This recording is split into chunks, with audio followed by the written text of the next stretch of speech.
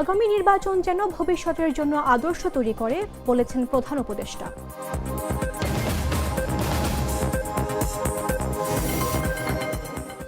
মধ্যরাত থেকে নির্বাচনী প্রচারণা শুরু, ঢাকা ১৫ আসনে বিএনপি জামাতের পাল্টাপাল্টি অভিযোগ।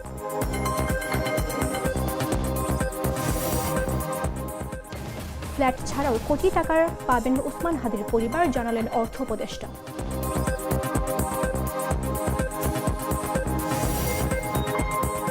গ্রিনল্যান্ড নিয়ে উত্তেজনা, যুক্তরাষ্ট্রের সঙ্গে বাণিজ্য চুক্তি অনুমোদন স্থগিতের পথে ইউরোপ।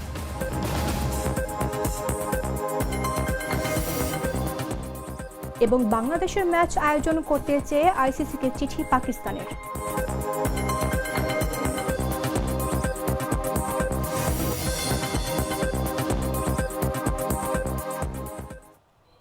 আমন্ত্রণ সন্ধ্যা ৭টা নিউজে, আপনাদের সাথে রয়েছে আমি মামদুহা রাইসা। চকলেটে একাকার হয়ে ওঠা প্রাণ লেয়ার সম্পর্কের মিষ্টি ম্যাজিক। আগামী নির্বাচন যেন ভবিষ্যতের জন্য আদর্শ তৈরি করে তেমনভাবে তা আয়োজনের নির্দেশ দিয়েছেন অন্তর্বর্তী সরকারের প্রধান উপদেষ্টা অধ্যাপক মোহাম্মদ ইউনূস। বুধবার সার্বিক আইনশৃঙ্খলা পরিস্থিতি নিয়ে এক উচ্চ পর্যায়ের সভায় তিনি এই নির্দেশ দেন। আসন্ন ত্রয়োদশ জাতীয় সংসদ নির্বাচন ও জুলাই জাতীয় সনদ বাস্তবায়নের ওপর গণভোট সামনে রেখে রাজধানীর তেজগাঁওয়ে প্রধান উপদেষ্টার কার্যালয়ে সভাটি হয়। অনুষ্ঠানের সভাপতির বক্তব্যে মোহাম্মদ ইউনূস বলেন, আমরা আসলে নির্বাচন কমিশনকে সাহায্য করব। এটি আমাদের কাজ। জাতির জন্য এটি বড় এক চ্যালেঞ্জ, যা আমাদের নিতে হবে। এই বিশাল কাজটি শেষ করে তাকে ঐতিহাসিক অর্জন হিসেবে দাঁড় করাতে হবে। নির্বাচনের দিন যেন কোনো কিছুর অভাব বোধ না হয় সে বিষয়ে সর্বোচ্চ মনোযোগী হওয়ার নির্দেশ দেন প্রধান উপদেষ্টা। বলেন, 12 ফেব্রুয়ারি কোথাও যেন কোনো গলদ না থাকে। 2026 সালের নির্বাচন যেন এমন একটি নির্বাচন হয় যা ভবিষ্যতে নির্বাচনের ক্ষেত্রে আদর্শ তৈরি করবে।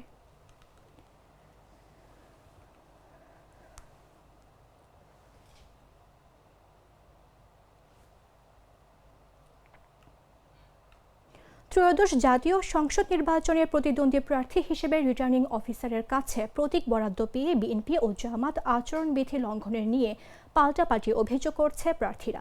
বুধবার বিএনপির শফিকুল ইসলাম খান মিল্টন ধানের শীষ ও জামাতের আমির শফিকুর রহমান দাঁড়িপাল্লার প্রতীক বরাদ্দ পেয়েছেন।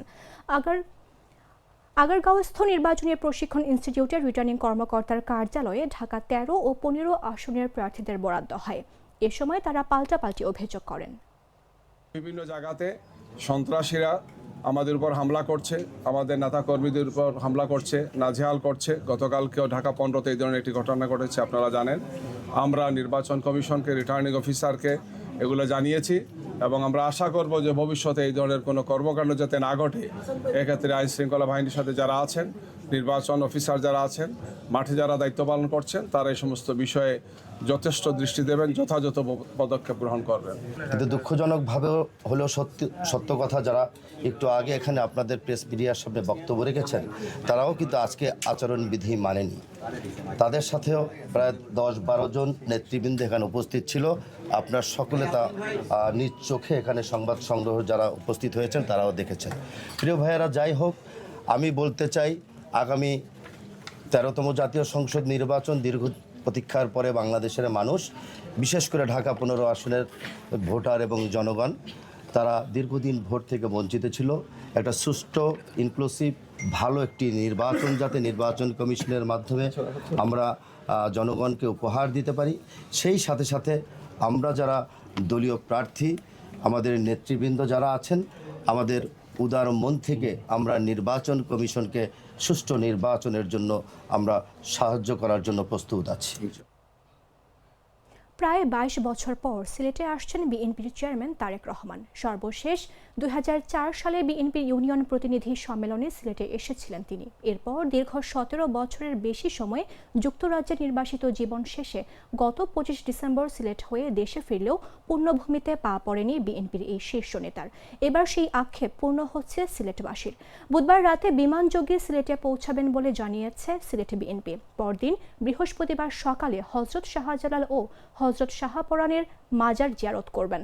বৃহস্পতিবার সিলেটের আলিয়া মাদ্রাসা মাঠে সমাবেশের মধ্য দিয়ে ত্রয়োদশ জাতীয় সংসদ নির্বাচনের আনুষ্ঠানিক প্রচারণা শুরু করবে বিএনপি। সমাবেশে প্রধান অতিথি হিসেবে ভাষণ দেবেন তারেক রহমান। সিলেটের সমাবেশ শেষে মৌলভীবাজার ও হবিগঞ্জে সমাবেশ করার কথা রয়েছে। প্রতীক বরাদ্দের পর আগামীকাল বৃহস্পতিবার থেকে প্রচারণা শুরু হচ্ছে ত্রয়োদশ জাতীয় সংসদ নির্বাচনের। বিএনপির প্রথম নির্বাচনী সমাবেশে তারেক রহমানের সফর সঙ্গী হিসেবে থাকবেন দলটির মহাসচিব মির্জা ফখরুল ইসলাম আলমগীর।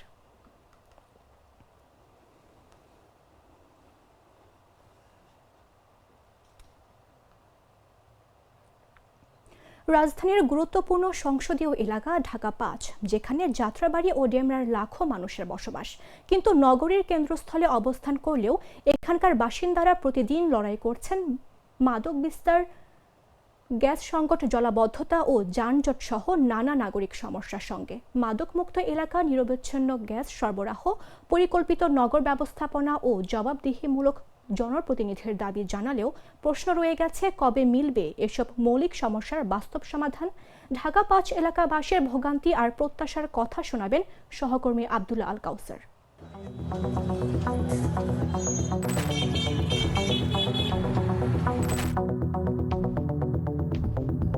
ঢাকা-৫-এর অনেক ধরনের সমস্যার শেষ নাই। রাজধানীর অত্যন্ত গুরুত্বপূর্ণ সংসদীয় এলাকা ঢাকা-৫, যাত্রাবাড়ি ও ডেমরা নিয়ে গঠিত এই আসনে বসবাস করছে লাখো মানুষ, কিন্তু নগরীর কেন্দ্রস্থলে অবস্থান করলেও প্রতিদিন নানান নাগরিক সমস্যার সঙ্গে লড়াই করে চলছে এখানকার বাসিন্দারা।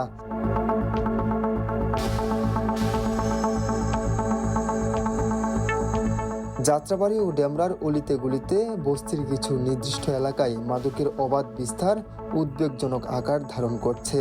ইয়াবা, গাঁজা ও ফেন্সিডিলের সহজলভ্যতায় বিপথে যাচ্ছে এখানকার তরুণ সমাজ।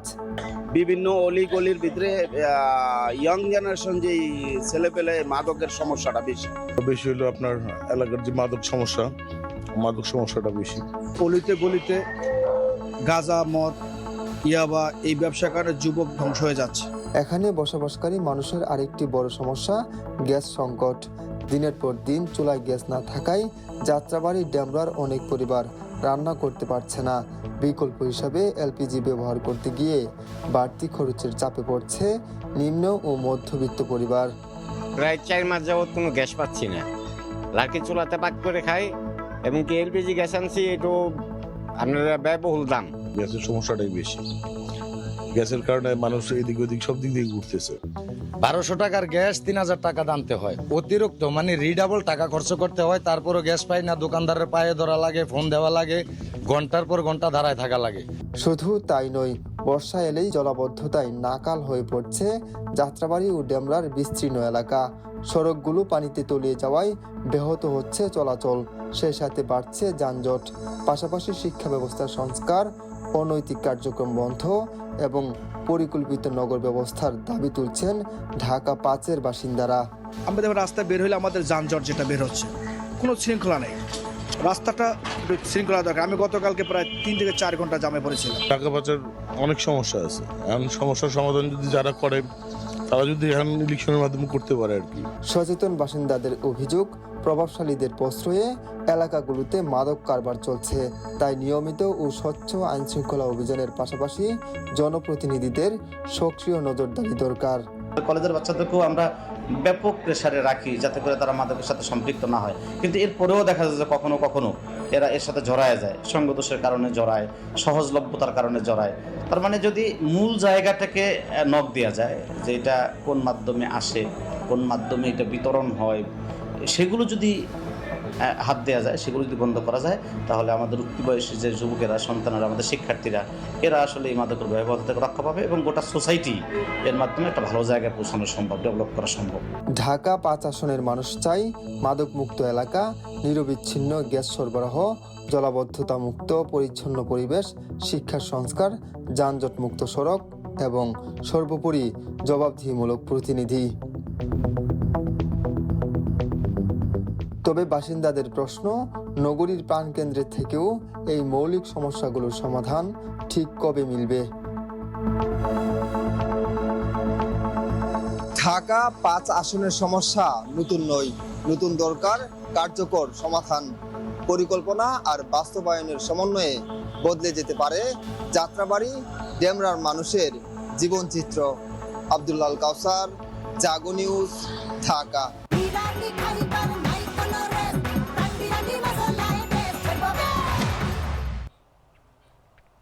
ইনকিলাব মঞ্চের আহ্বায়ক শরীফ ওসমান বিন হাদির পরিবারকে ঢাকায় একটি ফ্ল্যাট কেনার জন্য কোটি টাকা অনুদান দেওয়ার পাশাপাশি পরিবারের জীবনযাপনের ব্যয় নির্বাহে আরও 1 কোটি টাকার সহায়তা দেবে সরকার। বুধবার সচিবালয়ে সরকারি ক্রয় সংক্রান্ত উপদেষ্টা পরিষদ কমিটির বৈঠক শেষে সাংবাদিকদের এ তথ্য জানান অর্থ উপদেষ্টা ডক্টর সালাউদ্দিন আহমেদ। সাংবাদিকদের এক প্রশ্নের জবাবে তিনি বলেন, হাদির পরিবারের বিষয়ে দুটি ব্যাপার রয়েছে। একটা, অর্থ মন্ত্রণালয় থেকে হাদির পরিবারকে 1 কোটি টাকা দেওয়া হবে ফ্ল্যাট বা বাড়ির জন্য। এই টাকার পুরোটা হয়তো লাগবে না। 1 কোটি টাকা আলাদাভাবে দেওয়া হচ্ছে প্রধান উপদেষ্টার দপ্তর থেকে, সেটা তার জীবিকা নির্বাহের জন্য। এর আগে হাদির ভাইকে যুক্তরাজ্যের বার্মিংহামে বাংলাদেশের সহকারী হাই কমিশনে দ্বিতীয় সচিব হিসেবে নিয়োগ দেওয়া হয়। এখন আবার তার পরিবারকে ফ্ল্যাটের জন্য 1 কোটি এবং জীবনযাপনের জন্য 1 কোটি টাকা দেওয়া হচ্ছে কেন, এমন প্রশ্ন করলে তিনি বলেন, এটা আমাদের জিজ্ঞাসা করে লাভ নেই। অর্থ মন্ত্রণালয় থেকে কি 1 কোটি টাকার অনুদান দেওয়া হয়েছে, এমন প্রশ্ন করলে তিনি বলেন, হ্যাঁ, অনুমোদন দেওয়া হয়েছে।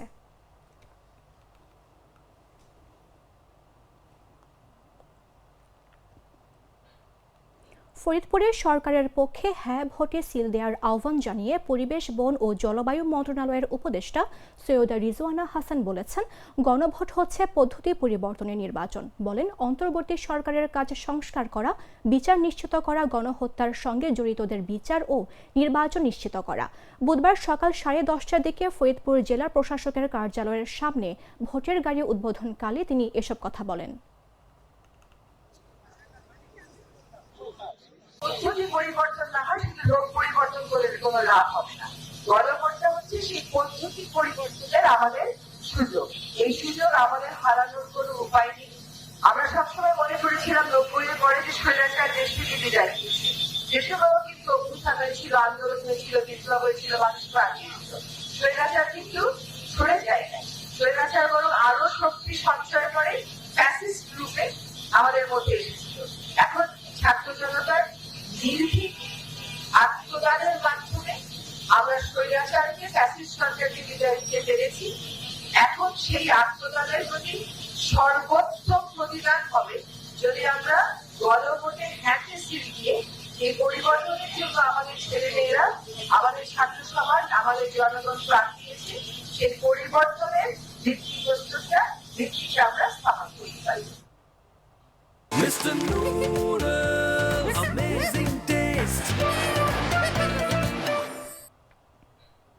জানাবো আন্তর্জাতিক সংবাদ।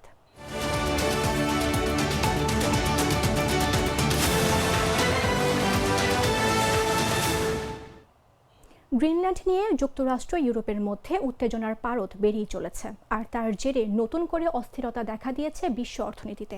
ইউরোপীয় পার্লামেন্ট যুক্তরাষ্ট্রের সঙ্গে গত জুলাই মাসে হওয়া বাণিজ্য চুক্তির অনুমোদন স্থগিত করতে যাচ্ছে বলে জানিয়েছে আন্তর্জাতিক বাণিজ্য কমিটির ঘনিষ্ঠ সূত্রগুলো। বুধবার ফ্রান্সের স্ট্রাসবুর্গে আনুষ্ঠানিকভাবে এই সিদ্ধান্ত ঘোষণা করা হতে পারে। এই পদক্ষেপ যুক্তরাষ্ট্র ও ইউরোপের মধ্যে চলমান উত্তেজনাকে আরও বাড়িয়ে দেবে বলে মনে করা হচ্ছে। বিশেষ করে গ্রিনল্যান্ড অধিগ্রহণ নিয়ে মার্কিন প্রেসিডেন্ট ডোনাল্ড ট্রাম্পের আগ্রাসী অবস্থান এবং নতুন শুল্ক আরোপের হুমকি পরিস্থিতিকে আরও জটিল করে তুলেছে। এই টানাপোড়েনের প্রভাব এরই মধ্যে বৈশ্বিক আর্থিক বাজারে পড়তে শুরু করেছে। মঙ্গলবার আটলান্টিকের দুই পাশে শেয়ার বাজার নিম্নমুখী ছিল। ইউরোপের প্রধান শেয়ার বাজারগুলো টানা দ্বিতীয় দিনের মতো দরপতন দেখেছে।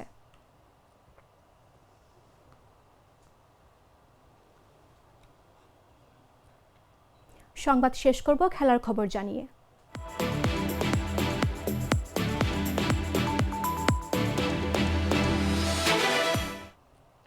মুস্তাফিজুর রহমান ইস্যুতে তৈরি হওয়া সংকট এবং ভারতের মাটিতে গিয়ে বাংলাদেশের দলের টি-20 বিশ্বকাপ খেলতে অস্বীকৃতি জানানো বাংলাদেশ ক্রিকেট বোর্ডের অবস্থানকে সমর্থন করেছে পাকিস্তান ক্রিকেট বোর্ড। নিরাপত্তাজনিত উদ্বেগকে যৌক্তিক উল্লেখ করে আইসিসিকে চিঠি পাঠিয়েছে পিসিবি। আইসিসির কাছে পাঠানো ওই চিঠিতে পিসিবি জানিয়েছে, বাংলাদেশের ম্যাচ শ্রীলঙ্কায় সরানো সম্ভব না হলে প্রয়োজনে তারা নিজেরাই বাংলাদেশের ম্যাচ আয়োজন করতে প্রস্তুত। এতে বিশ্বকাপ নিয়ে তৈরি হওয়া সংকটের সমাধান করা সম্ভব হবে। আজই আইসিসি কার্যনির্বাহী বোর্ডের সভায় বাংলাদেশের বিশ্বকাপে অংশগ্রহণ নিয়ে চূড়ান্ত সিদ্ধান্ত নেওয়ার কথা রয়েছে। বিশ্বকাপ শুরু হবে আগামী 7 ফেব্রুয়ারি। সূচি অনুযায়ী বাংলাদেশের গ্রুপ পর্বের 4টি ম্যাচই ভারতে, প্রথম 3টি কলকাতায় এবং একটি মুম্বাইয়ে হওয়ার কথা।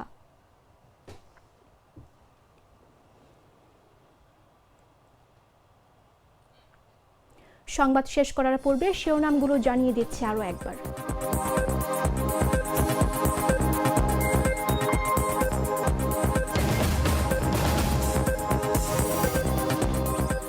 আগামী নির্বাচন যেন ভবিষ্যতের জন্য আদর্শ তৈরি করে, বলেছেন প্রধান উপদেষ্টা।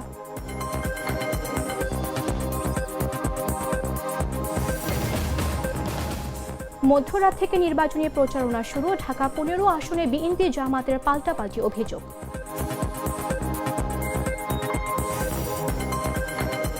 ফ্ল্যাট ছাড়াও কোটি টাকা পাবেন ওসমান হাদির পরিবার, জানালেন অর্থ উপদেষ্টা।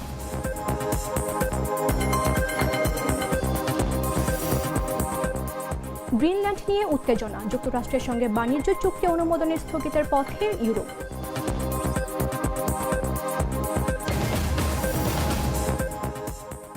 এবং বাংলাদেশের ম্যাচ আয়োজন করতে চেয়ে আইসিসিকে চিঠি পাকিস্তানের।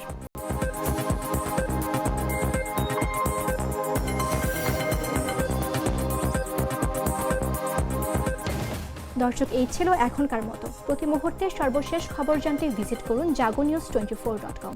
ফলো করুন আমাদের ভেরিফাইড ফেসবুক পেজ এবং সাবস্ক্রাইব করুন জাগো নিউজের ইউটিউব চ্যানেল। ধন্যবাদ সবাইকে।